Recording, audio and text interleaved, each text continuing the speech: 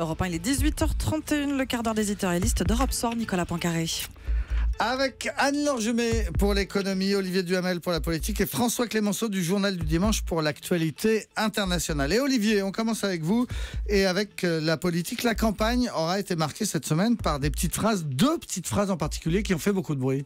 Alors, deux petites phrases. Une petite phrase de François Fillon qui a déclaré que je suis gaulliste et je suis chrétien, et de surcroît je suis chrétien, pour être très précis. Et donc je ne toucherai pas à la sécu, c'est ça voilà, qu'il voulait dire. Exactement. Donc c'est très important pour moi, la solidarité, gaullisme social, chrétien, etc.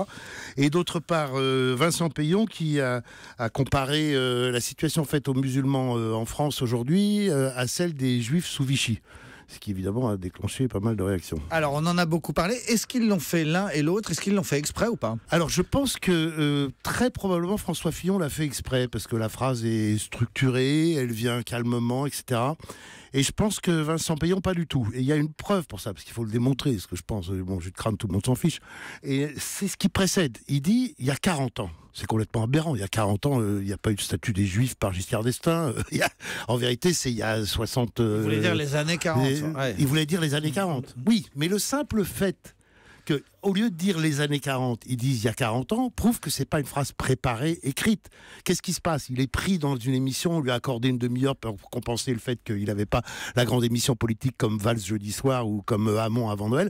Et donc, il veut tout mettre, il s'enthousiasme, il y va, il se met la pêche et pof, il se prend les pieds dans le plat avec une phrase manifestement pas préparée et manifestement excessive et même, pour tout dire, assez inacceptable. Alors, on a ces deux phrases qui provoquent beaucoup de réactions. Est-ce que c'est grave? Est-ce que ça veut dire qu'on part dans une campagne comme ça de polémique, de buzz, de petites phrases? De toute façon, il y aura l'attention faite aux petites phrases, parce que de toute façon, à l'époque où tout va plus vite, où il y a les réseaux sociaux, où on répète les choses 10 fois, c'est ce qui frappe, etc. Donc la question que vous posez en vérité, c'est de savoir si ça fait de l'effet, quoi, si ça peut profiter ou nuire. Et là, c'est assez compliqué de bien vous répondre. Bon, évidemment, il y a des cas très connus, mais très très rares, hein, de petites phrases ciselées, magnifiques, qui mettent l'adversaire KO. On va pas le répéter 100 fois, c'est Giscard, le monopole du cœur. Monsieur Mitterrand, vous n'avez pas le monopole du cœur. Non, vous ne l'avez pas. Moi aussi, j'ai un cœur et qui bat, etc. Bon. Mais ça, c'est très très rare. Ce qui se passe, qui peut nuire, je crois, ce sont des petites phrases en début de campagne. C'est-à-dire en début de campagne, quand les choses sont pas situées, quand on sait pas exactement qui c'est ce Peillon qui débarque, la plupart des gens s'y attendaient pas, lui-même peut-être pas. Là, ça peut faire mal, parce que tout d'un coup, ça va cristalliser une image négative sur vous qui va être difficile à relever. Très souvent, les petites phrases exagérées sont des petites phrases de challenger, sont des petites phrases de gens qui ont besoin de remonter la pente. Et là, ce sont des petites phrases souvent qui sont, à la différence de ce qu'on a vu sur Peillon il y a un instant, qui sont préparées, qui sont travaillées. Songez à Nicolas Sarkozy sur nos ancêtres les Gaulois, ou à Nicolas Sarkozy, on lui donnera double part de frites, etc. Ça, c'est pas des dérapages, c'est pas des ratés. Ce sont des phrases délibérées de Sarkozy qui veut réveiller les sarkozystes et conquérir de nouveaux adhérents, de nouveaux soutiens. Le problème, c'est qu'en même temps, ça réveille les adversaires. On l'a bien vu pour ce pauvre Nicolas Sarkozy qui s'est fait battre assez durement au premier tour de la primaire. Donc, en soi, les petites phrases sont pas toujours très gênantes, elles peuvent être oubliées. Des petites phrases ratées, en quelque sorte, des petites phrases par dérapage en début de campagne, ça peut faire des dégâts, et la suite de l'histoire nous dira si je me trompe ou pas. Eh bien, on verra si vous vous trompez ou pas, Olivier. Et on vous retrouve demain dans Mediapolis sur Europe 1 à 10h. L'économie, Anne-Laure Jumet. On parle de la main de l'État dans le dossier des chantiers navals de Saint-Nazaire. Les choses sont en train de se préciser. Aujourd'hui, le patron de la DCNS, le constructeur naval militaire, a jugé très probable l'entrée de son groupe au capital de STX. Oui, il a même dit que le dossier devrait être réglé d'ici 2-3 mois. Il faut, a précisé Hervé Guilloux, le patron de DCNS, sécuriser les intérêts stratégiques de la France, car voilà l'enjeu. Alors pour l'instant, c'est l'italien Fincantieri qui a été retenu comme le repreneur des chantiers de Saint-Nazaire. Ce groupe détenu par l'État est un fleuron européen de la construction de paquebots avec 20 000 salariés, et la justice sud-coréenne a validé son offre. Il faut dire qu'aucun autre candidat ne s'était finalement déclaré. Mais l'État français ne compte pas rester inactif, lui qui détient 33% de STX, la minorité de blocage. Certes, c'est un industriel européen qui reprend STX, c'est ce qu'il voulait, mais il reste 2 craintes. Premièrement, un transfert de technologie vers la Chine, car Fincantieri a récemment signé un partenariat avec les Chinois. Et puis, deuxième inquiétude, un transfert de certaines commandes vers des sites du constructeur italien avec évidemment des répercussions sur l'emploi. Et on l'a dit, les chantiers navals de Saint-Nazaire sont vraiment stratégiques. Et oui, c'est le seul site qui a le gabarit suffisant pour construire des navires de très grande taille comme un porte-avions. DCNS a d'ailleurs utilisé ces installations à 5 reprises ces dernières années pour construire des porte-hélicoptères, notamment les fameux Mistral, vous savez, commandés par la Russie et finalement vendus à l'Égypte. Voilà, les fameux Mistral qu'on n'avait pas livrés à Poutine. Donc, avec l'entrée de DCNS au capital, on imagine que l'État essaie de rééquilibrer le rapport de force ? Oui, c'est ça, mais il ne devrait pas pour autant être majoritaire à l'issue de l'opération. L'État n'a pas choisi de nationaliser les chantiers de Saint-Nazaire, une solution qui était pourtant réclamée par certains syndicats comme Force ouvrière ou la CGT. Il aurait aussi pu mettre en œuvre le décret Montebourg qui permet de s'opposer à une prise de contrôle qui ne serait pas conforme aux intérêts nationaux.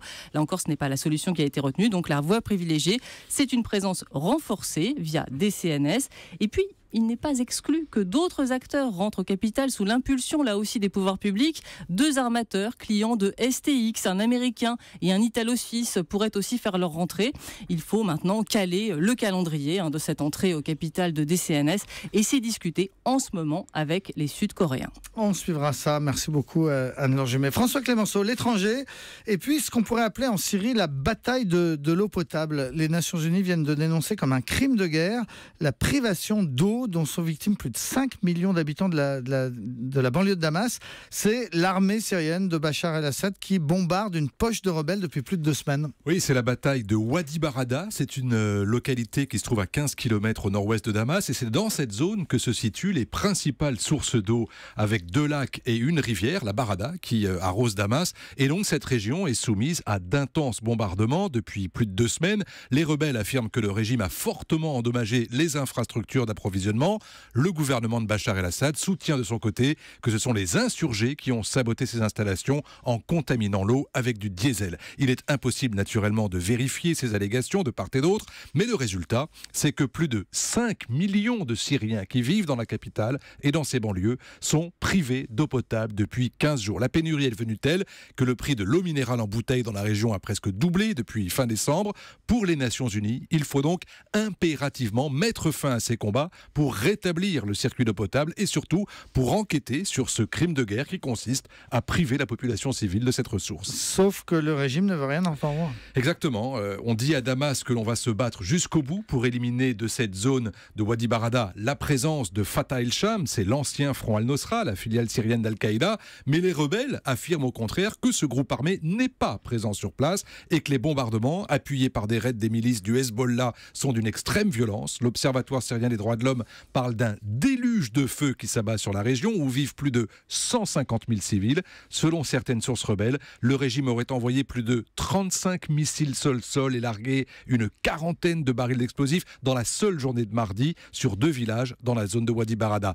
Cette bataille constitue évidemment une violation majeure du cessez-le-feu organisé par la Russie et la Turquie, mais le régime de Bachar maintient que la trêve ne concerne pas les groupes terroristes comme Fatah el-Sham. Mais en tout cas, ça conduit les rebelles à geler leur participation à ces négociations que Poutine voudrait mener entre le régime de Bachar et l'opposition. Oui, vous savez qu'un rendez-vous a été pris pour la mi-février à Astana, au Kazakhstan, et que pour la première fois, les Russes reconnaissent la légitimité des groupes armés non terroristes pour pouvoir participer à ces tractations, ce qui, bien entendu, déplaît fortement au régime de Bachar el-Assad. La grande difficulté de l'exercice tient maintenant au fait que la Turquie est associée à ce parrainage des discussions entre le régime et l'opposition et qu'elle soutient dans le même temps et pleinement ces rebelles de l'armée libre de Syrie qui sont assiégés dans la périphérie de Damas. Et donc, on le voit, cette bataille de Wadi Barada, c'est un test de solidité du pacte qu'ont passé Erdogan et Moscou. Voilà, et en attendant, 5 millions d'habitants de Damas n'ont plus d'eau potable. Merci beaucoup François Clémenceau